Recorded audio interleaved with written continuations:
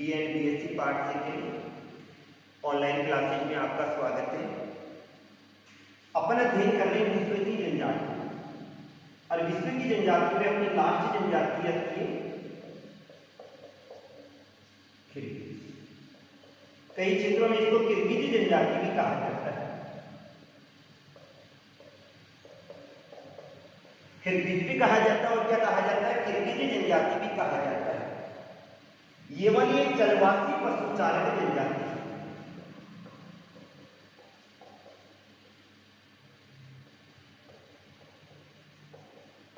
क्या है? जलवासी पशुचारक जनजाति है। ये वाले लोग मौसमी प्रवास भी करते हैं।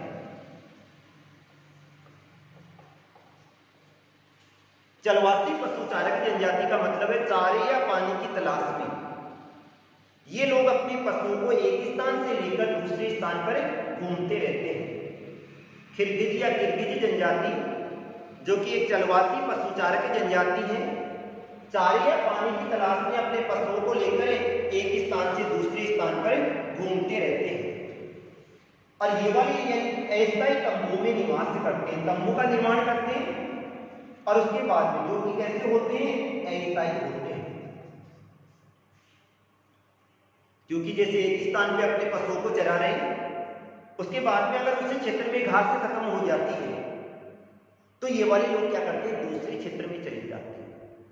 अर्थात ये लोग घूमकर जीवन व्यतीत करते हैं और घूमकर जीवन व्यतीत करने के कारण से चारे या पानी की तलाश में अपने पशुओं को एक स्थान से लेकर और फिर दूसरे स्थान पर क्या करते रहते हैं, घूमते रहते हैं, घूमकर जीवन व्यतीत करते हैं।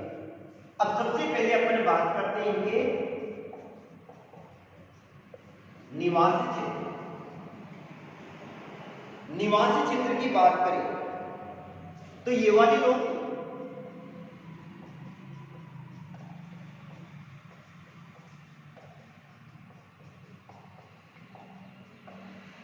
एशिया के किर्गिस्तान में निवास करते हैं।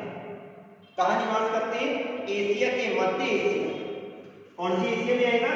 मध्य एशिया के कौन से क्षेत्र में? किर्गिस्तान में निवास करते हैं, जो कि पहले तो सोवियत संघ के अधीन आता था, लेकिन वर्तमान का अध्ययन करें तो ये वाला एक स्वतंत्र प्रांत है। किर्गिज जनजाति जो कि मध्य एशिया के किर्गिस्तान में निवास करते हैं, पहले का अध्ययन करें तो ये सोवियत संघ के अधीन आता था, लेकिन वर्तमान का अध्ययन करें तो कहां पर? एक स्वतंत्र प्रांत के अंतर्गत आता है। ये संपूर्ण क्षेत्र एक पर्वतीय क्षेत्र है।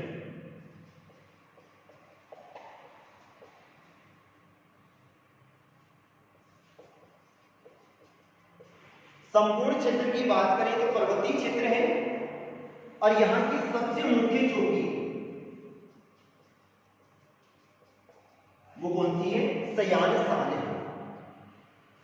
मध्य एशिया के किर्गिस्तान में निवास करते हैं ये पर्वतीय क्षेत्र। इस पर्वतीय क्षेत्र की मुख्य चोटी कौन सी है? सयान शान है। अर्थात ये कहां पर पड़ता है? साइबेरिया के पास में पड़ता है। और साइबेरिया क्या है? एक घास वाला क्षेत्र है। साइबेरिया कौन से क्षेत्र के अंतर्गत आता है? घास क्षेत्र के अंतर्गत आता है। और यहां पर कौन सी घास पाई जाती है? स्टेपी घास पाई जाती है। अतः यहां पर स्टेपी घास उपलब्ध होने के कारण से ये लोग क्या करते हैं? जलवासी पशुचारण जीवन व्यतीत करते हैं। तो इन लोगों का मुख्य व्यवसाय में क्या हो जाता है? पशुचारण ही हो जाता है। और ये वाले लोग मौसमी प्रवास भी करते हैं। पर्वतीय क्षेत्र में निवास कर रहे हैं तो जैसे शीत ऋतु आ जाती है ये लोग पर्वत से मैदानी क्षेत्र की ओर आ जाते हैं और जैसे पुनः ग्रीष्म ऋतु आती है वापस कहां चले जाते हैं? ऊपर वाले क्षेत्र में चले जाते हैं। अब दूसरी बात अपन करते हैं शारीरिक लक्षण।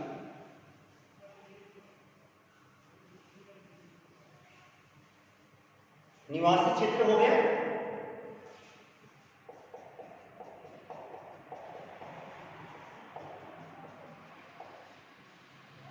किरगिजी जनजाति के शारीरिक लक्षणों की बात करें तो इन लोगों का जो कद होता है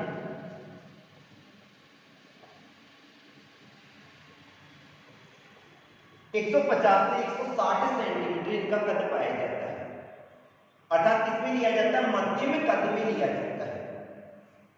किरगिजी जनजाति के लोगों के कद की बात करें तो इनका जो कद होता है वो कितना होता है? 150 से लेके 160 सेंटीमीटर होता है, अर्थात मध्यम लंबाई के होते हैं। इनकी त्वचा का रंग पीला होता है। बाल कैसे होते हैं? काले होते हैं। शरीर कैसा होगा? सुगठित होता है, हष्ट-पुष्ट होते हैं। कद 150 से 160 सेंटीमीटर होता है, शरीर सुगठित, त्वचा का रंग पीला होता है, बाल कैसे होते हैं? काले होते हैं। इनका जो चेहरा होता है लंबा होगा। नाक कैसी होती है? नाक इनकी कैसी पाई जाती है? पतली पाई जाती है। नेत्र कैसे होते हैं? तिरछे होते हैं। ये सारे के सारे जो लक्षण हैं वो मंगोलाइड प्रजाति से मिलते जुलते हुए।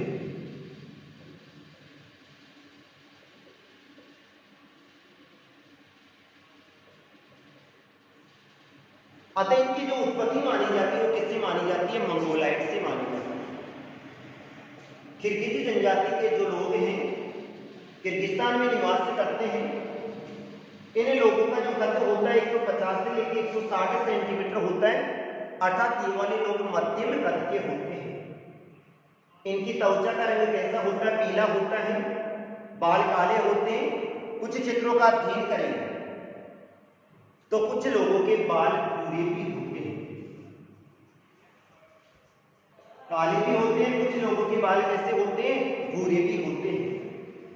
इनका जो शरीर होता है वो कैसा होता है? सुगठित होता है, अर्थात हष्ट पुष्ट होते हैं। चेहरा लंबा होता है, नाक कैसी होती है? पतली होती है, और इनके नेत्र कैसे पाए जाते हैं? तिरछे पाए जाते हैं। ये सारे के सारे लक्षण किसमें मिलते जुलते होते हैं? मंगोलाइड प्रजाति में मिलते जुलते होते हैं। अतः इनकी उत्पत्ति किससे मानी जाती है? मंगोलाइड से मानी जाती है। इसके बाद में आता है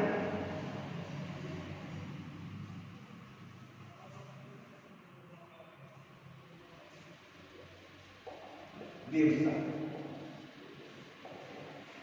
किरगिजी जनजाति के लोगों के व्यवसाय की बात करें तो इन लोगों का मुख्य व्यवसाय होता है पशुचारण। पशुचारण के अंतर्गत बात करें तो ये भेड़, बकरी, गाय, घोड़े,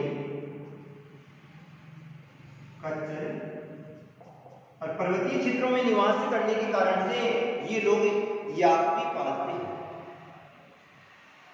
इनका जो मुख्य पशु है वो कौन सा है? भेड़। और ये भेड़ों के बड़े बड़े झुंड रखते हैं जिनसे ऊन प्राप्त की जाती है और खाल प्राप्त करते हैं। बकरी और गाय का उपयोग किसके लिए करते हैं? दूध के लिए किया जाता है। खच्चर हुआ, घोड़े हुए और याक हुआ, इसका जो प्रयोग किया जाता है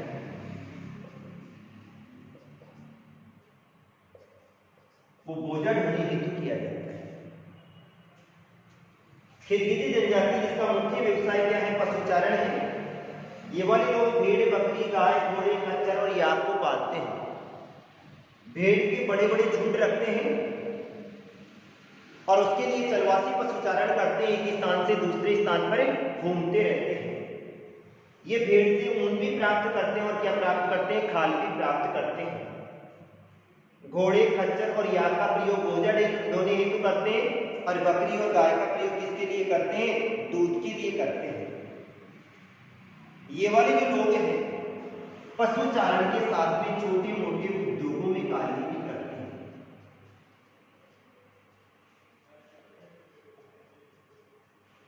और इनके जिन उद्योगों में ये लोग कार्य करते हैं वो पशु चारण पर आधारित उद्योग ही होते हैं, अर्थात उनमें कच्चा माल किससे प्राप्त होता है? पशुओं से ही प्राप्त होता है। इसके बाद में बात करते हैं हम मौसमी प्रवाह।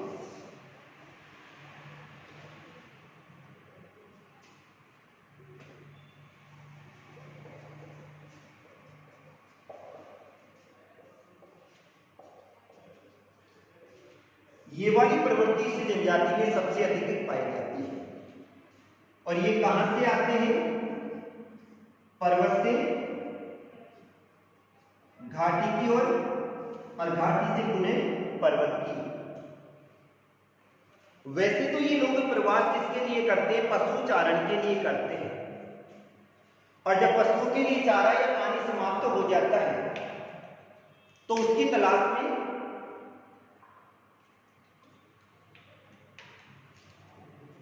ये एक स्थान से दूसरे स्थान पर घूमते रहते हैं। खिरगिजी जनजाति के लोग जो कि चलवासी पशुचारण व्यवसाय करते हैं और चारे या पानी की तलाश में अपने पशुओं को एक स्थान से ले जाकर दूसरे स्थान पर घूमते रहते हैं, चराते हैं।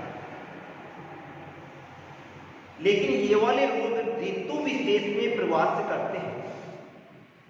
जैसे शीत ऋतु आती है, इन पर्वतीय क्षेत्रों में बर्फ जम जाती है। शीत ऋतु के आगमन के साथ पर्वतीय क्षेत्रों में बर्फ जम जाती है, अतः शीत ऋतु में ये लोग पर्वतीय क्षेत्र से कहां पर आ जाते हैं? घाटी की ओर आ जाते हैं। और जैसे ग्रीष्म ऋतु आती है, पर्वतीय क्षेत्रों की बर्फ पिघल जाती है और पर्वतीय क्षेत्रों की बर्फ पिघलने के कारण से ये लोग घाटी वाले क्षेत्र से कहां चले जाते हैं? पर्वत की ओर चले जाते हैं। अर्थात ये लोग क्या करते हैं? मौसमी प्रवास करते हैं। इसके बाद में आता है भोजन।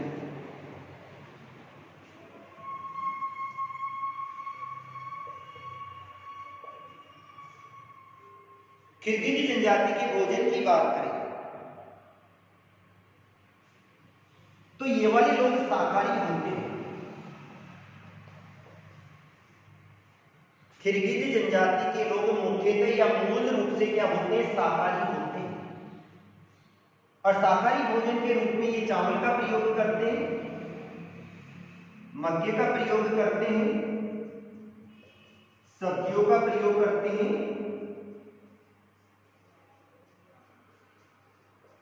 और कंदमूल फल का प्रयोग किया जाता है। इसके अलावा ये लोग गेहूं भी खाते हैं और जौ भी खाते हैं। खिरगिजी जनजाति के लोग जो कि मूल रूप से क्या होते हैं? शाकाहारी होते हैं और अपने शाकाहारी भोजन के रूप में ये चावल, मक्का, गेहूं, जौ, सब्जियां और कंदमूल फल का सेवन भी करते हैं। लेकिन ये वाले लोग भेड़ बकरी के किसका सेवन करते हैं? मांस का भी सेवन करते हैं। ये वाले लोग तंबाकू का सेवन भी करते हैं। तो शाकाहारी होते हैं मूल रूप से, लेकिन भेड़ बकरी के मांस का सेवन भी करते हैं और दूध का सेवन भी करते हैं और किसका सेवन करते हैं? तंबाकू का सेवन भी करते हैं। इसके बाद में आते हैं इनके वस्त्र।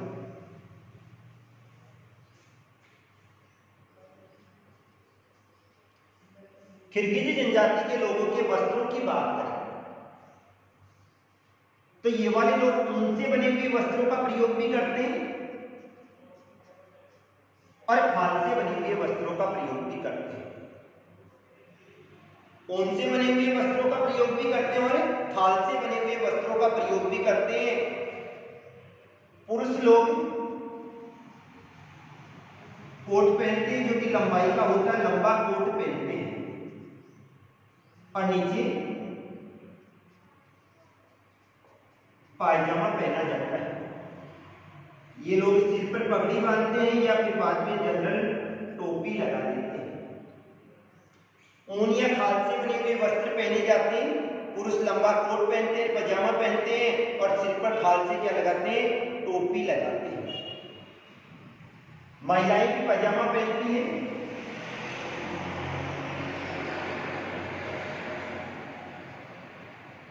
और ऊन से बनी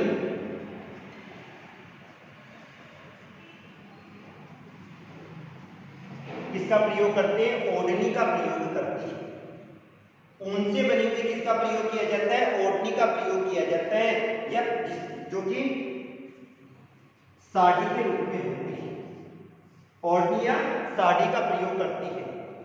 और ये वाले सिर पर स्कार्फ भी बांधती है। क्या बांधती है? स्कार्फ भी बांधती है। ये पैरों में चमड़े से बने हुए जूते पहनती है।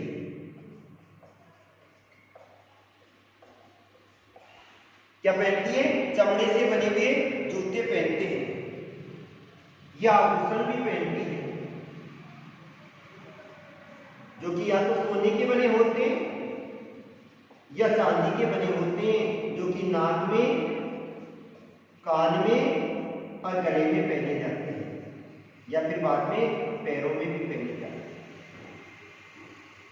किरगिजी जनजाति के वस्त्रों की बात करें तो ये वाले लोग ऊन और खाल से बने हुए वस्त्र पहनते हैं। पुरुष लोग कोट और पजामा पहनते हैं और सिर पे क्या लगाते हैं? टोपी लगाते हैं। महिलाएं पजामा पहनती है, ऊन से बनी हुई साड़ी का प्रयोग करती है और सिर पे क्या बांधती है? स्कार्फ बांधती है। ये वाले सोने चांदी के बने हुए आभूषण पहनते हैं, जो कि कहाँ पहने जाते हैं? कान में, गले में और पैरों में पहने जाते हैं। इसके बाद में आते हैं बर्तन और बर्तन।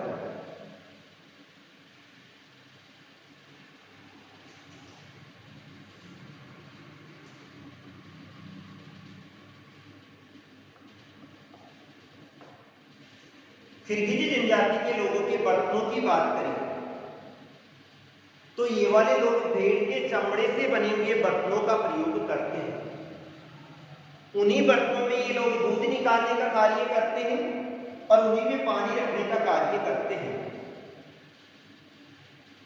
एक परिवार, संपूर्ण परिवार की एक ही थाली होती है और उसमें सभी लोग एक साथ बैठकर खाना खाते हैं। किरगिजी जनजाति के लोगों में पूरे परिवार की एक ही थाली होती है और खाना हाथ से खाया जाता है। उसी में सारे के सारे लोग बैठकर एक जगह खाना खाया जाता है। घरेलू वस्तुओं को रखने हेतु ये चमड़े से बनी हुई टोकरियों का प्रयोग भी करते हैं। तो ये तो थी बर्तन। इसके बाद में अपन बात करें आवास।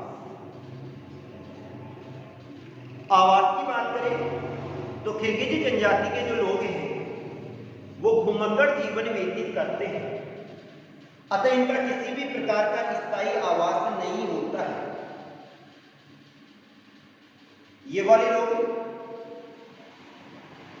10 से 14 मीटर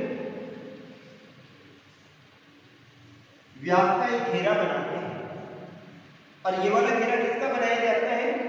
लकड़ियों का घेरा बनाया जाता है। 10 से 14 मीटर व्यास का एक लकड़ियों का घेरा बनाया जाता है और उसके ऊपर खाल लगा लेते हैं। ये लोग इसमें खाना भी बनाते हैं, अतः ऊपर से धुआं निकलने हेतु स्थान छोड़ा जाता है। मुख्यतः ये किसमें निवास करते हैं? तंबुओं में निवास करते हैं। लेकिन 10 से 14 मीटर व्यास का एक गोलाकार लकड़ियों का घेरा बनाते हैं, ऊपर से खाल से इसको मंड लिया जाता है और धुआं निकलने के लिए एक छोटा सा क्या छोड़ा जाता है? छिद्र छोड़ा जाता है।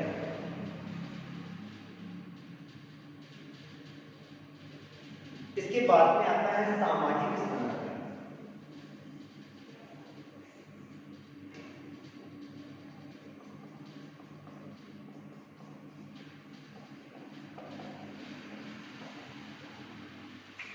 किरगिजी जनजाति के लोगों के सामाजिक संगठन का अध्ययन करें तो ये वाले लोग इस्लाम धर्म के अनुयायी होते हैं।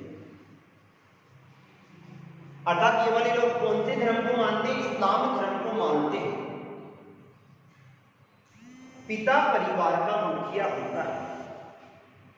परिवार का मुखिया कौन होता है? पिता ही होता है। और पिता की मृत्यु के पश्चात संपत्ति का क्या किया जाता है? बंटवारा किया जाता है। सब लोगों में इसका क्या होता है? बंटवारा होता है। इनकी जो असली संपत्ति होती है वो क्या होते हैं, इनके पशु होते हैं। और पशुओं का जो बंटवारा होगा वो कब होगा, पिता की मृत्यु के पश्चात होता है। इसके अंतर्गत एक परिवार होता है जिसमें पिता आता है, पुत्र आता है, पत्नी आती है और इनके सेवक आते हैं।